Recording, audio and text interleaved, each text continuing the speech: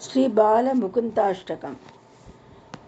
करारविन्देन पदारविन्दं मुखारविन्देन विनिवेशयन्तं भट्टस्य पत्रस्य पुटे शयानं बालं मुकुन्दं मनसा स्मरामि।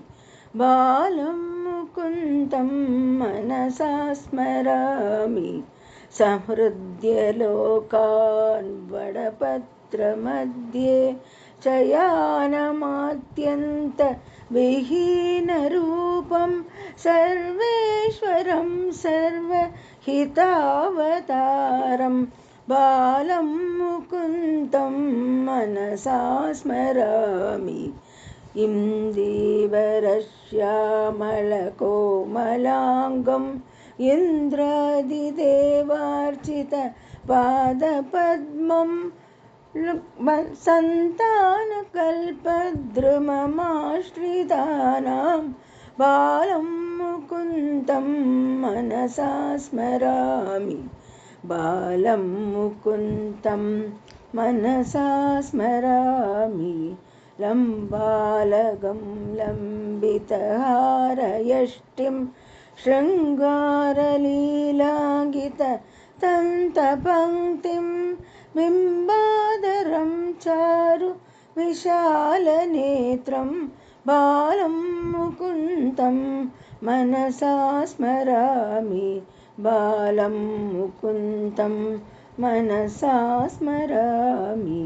चिक्ये निदायात्य भयोतदीनि बहिर्गदायां व्रजनायिकायां भुक्त्वा यथेष्टं कपटेन सुप्तं बालं मुकुन्दं मनसा स्मरामि।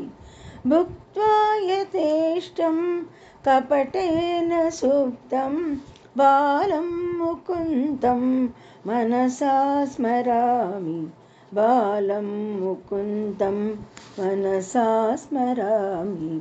कलिन्तजान्तसितकालियस्य पणाक्ररङ्के नटनप्रियन्तं तत्पुष्यहस्तं सरतिन्दुवक्त्रं बालं मुकुन्दं मनसा स्मरामि। बालं मुकुन्दं मनसा स्मरामि। उलूकलेपत्तमुतारशौर्यम् उत्तुङ्गयुग्मार्गपङ्कजलीलम् उत्फुल्लपद्मायत चारुनेत्रं बालं मुकुन्दं मनसा स्मरामि। बालं मुकुन्दं मनसा स्मरामि। आलोक्य मातुर्मुखमातरेण सन्यं पिबन्तं सरसीरुहाक्षं सच्चिन्मयं देवम् अनन्तरूपं बालं मुकुन्दं मनसा स्मरामि। बालं मुकुन्दं मनसा स्मरामि। बालं मुकुन्दं मनसा स्मरामि।